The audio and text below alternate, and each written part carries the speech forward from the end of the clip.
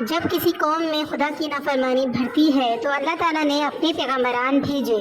انہوں نے دنیا میں آ کر لوگوں کو کفر سے روکنے اور اسلام کی طرف بلانے کی کوشش کی، اور یہ سلسلہ چلتا رہا۔ جن لوگوں کو اللہ تعالیٰ نے ہدایت دی وہ راہ راست میں آ گئے، اور جو لوگ کفر پر اڑے رہے وہ آخر میں تباہ و برباد ہو گئے۔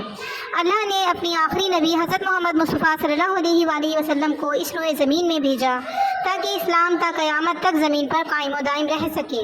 آپ صلی اللہ علیہ وآلہ وسلم آج سے 1400 سال پہلے عرب کے ایک مشہور شہر مکے میں پیدا ہوئے۔ 40 برس تک آپ اپنے شہر میں خاموش انسان کی طرح زندگی بسر کرتے رہے۔ سارا شہر آپ کی سچائی اور ایمانداری کی وجہ سے آپ صلی اللہ علیہ وسلم کی عزت کرتا تھا۔ آپ صلی اللہ علیہ وآلہ وسلم کو بچپن ہی میں صادق اور امین کا لقب مل گیا تھا، مگر کسی کو یہ معلوم نہ تھا کہ ایک دن یہی بچہ دنیا کا سب سے بڑا رہنما بننے والا ہے۔ آپ صلی اللہ علیہ وسلم مکے سے تھوڑی دور ہیرا کے مقام پر ایک غار میں چلے جاتے، وہاں غور و فکر فرماتے تھے۔ آپ کئی دنوں تک ریاضت و عبادت میں مشغول رہتے۔ یہاں حضرت جبرائیل خدا کا پیغام لے کر آئے۔ آپ اپنی قوم میں تبلیغ اور اسلام اور احکام خداوندی کی تلقین فرمانے لگے۔ ملوک عرب کے لوگوں کے لیے یہ پیغام بالکل اجنبی اور نامانوس تھا۔ سب سے پہلے جن نیک بندوں کو ایمان کی توفیق اور اسلام کی سعادت نصیب ہوئی وہ حضرت ابوبکر صدیق رضی اللہ تعالیٰ عنہ، حضرت علی رضی اللہ تعالیٰ عنہ، حضرت خدیجہ رضی اللہ تعالیٰ عنہ اور حضرت زید بن حارث تھے۔ تبلیغ اسلام کی وجہ سے اہل مکہ آپ کے جانی دشمن بن گئے۔ انہوں نے آپ صلی اللہ علیہ وسلم کو اور دوسرے مسلمانوں کو سخت تکلیفیں دینا شروع کی۔ جب اہل مکہ کی زیادتیاں حد سے بڑھ گئیں تو اللہ تعالیٰ کے حکم سے آپ مدینے کی طرف ہجرت کر گئے، جہاں انصار مدینہ نے بڑی محبت اور جوش و خروش سے آپ کا استقبال کیا۔ مدینے میں آپ آزادی سے تبلیغ اسلام فرمانے لگی۔ قریش سے کئی جنگیں ہوئیں، آخرکار آپ نے مکہ فتح کر لیا۔ سارا عرب حلقہ بگوش اسلام ہوا، اور دیکھتے ہی دیکھتے پوری دنیا کے 12 لاکھ مربع میل کے رقبے پر اسلام کی ایک طاقتور حکومت قائم ہو گئی، جس میں بادشاہی خدا کی تھی، قانون شریعت کا تھا اور انتظام خدا کے نیک بندوں کے ہاتھ میں تھا۔ اس حکومت میں ظلم و بد اخلاقی کا کہیں نام و نشان تک نہ تھا۔ ہر طرف امن تھا، انصاف تھا، سچائی اور ایمانداری کا دورہ تھا، اور خدا کی اطاعت خود اختیار کرنے کی وجہ سے لوگوں میں بہترین اخلاق و کردار پیدا ہو گئے تھے۔ حضور اکرم صلی اللہ علیہ وآلہ وسلم تمام انسانوں کے لیے بہترین نمونہ ہیں۔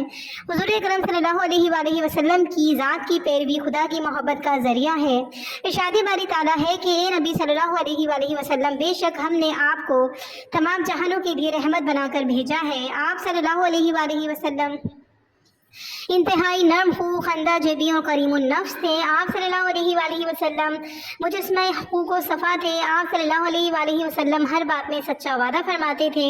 دوست و دشمن سب آپ کی سچائی، صداقت، امانت و دیانت کا اعتراف کرتے تھے۔ آپ اپنے پرائے، امیر غریب، گورے کالے، عربی و عجمی میں کوئی امتیاز نہیں کرتے تھے۔ آپ صرف پر رحمت تھے۔ غزوہ احد میں دندان مبارک شہید ہو گیا اور چہرہ مبارک خون آلود تھا، مگر زبان مبارک سے یہ الفاظ جاری رہے کہ اے اللہ میری قوم کو معاف فرما، کیونکہ وہ نہیں جانتے کیا صحیح ہے اور کیا غلط۔ آپ صلی اللہ علیہ وآلہ وسلم نے عمر بھر کسی کو نہ ستایا۔ اہل مکہ نے آپ صلی اللہ علیہ وسلم سے بہت زیادتیاں کی، مگر فتح مکہ کے دن آپ نے سب کو معاف فرما دیا۔ آپ یتیموں، مسکینوں، بیواؤں پر شفقت فرماتے، بچوں سے بہت پیار کرتے۔ آپ غلاموں پر شفقت اور مہربانی فرماتے۔ آپ نے غلاموں کو آزاد کرنے کو موجب نجات فرمایا۔ آپ جانوروں پر بھی شفقت فرماتے تھے۔ آپ سادہ زندگی بسر کرتے، اٹھتے بیٹھتے، کھاتے پیتے وقت سادگی کا مظاہرہ فرماتے۔ کھانے میں جو کچھ مل جاتا کھا لیتے، جو پہننے کو مل جاتا پہن لیتے، زمین پر جہاں جگہ مل جاتی بیٹھ جاتے۔ آپ اپنے ہاتھ سے گھر کی صفائی کرتے، بکری کا دودھ دوہتے تھے، بازار سے سودا سلف لاتے، ہر چھوٹے بڑے کو سلام کرتے، جوتوں کو خود مرمت کرتے۔ آپ وعدے کے سچے اور پکے تھے، دوست ہو یا دشمن جس سے جو وعدہ کرتے اسے پورا کر دے۔ آپ اعلیٰ درجے کی سپت سالار تھے۔ آپ کو فنون جنگ میں بڑی مہارت تھی۔ آپ لشکر کشی، فوجی تربیت، عسکری نظام اور میدان جنگ میں فوج کی قیادت کے اصولوں سے واقف تھے۔ آپ نے غزوات میں بے مثال شجاعت اور استقامت کا ثبوت دیا۔ آپ بے انتہا سخی تھے، گھر میں جو کچھ ہوتا فوراً خیرات کر دیتے۔ آپ وفود اور درگزر کا مجسمہ تھے۔ آپ کا فرمانا ہے کہ پہلوان وہ نہیں جو دوسروں کو پچھاڑ دے، بلکہ جو غصے کے وقت اپنے آپ کو قابو میں رکھے۔ آپ صلی اللہ علیہ وسلم بڑے مہمان نواز تھے، اپنی مہمان کو خود خدمت کرتے تھے۔ غرض یہ آپ کی زندگی تمام انسانوں کے لیے بہترین نمونہ ہے۔ Thank you so much. Please subscribe our channel for more videos and more. ہمارے چینل کو سبسکرائب کریں. Thank you for watching.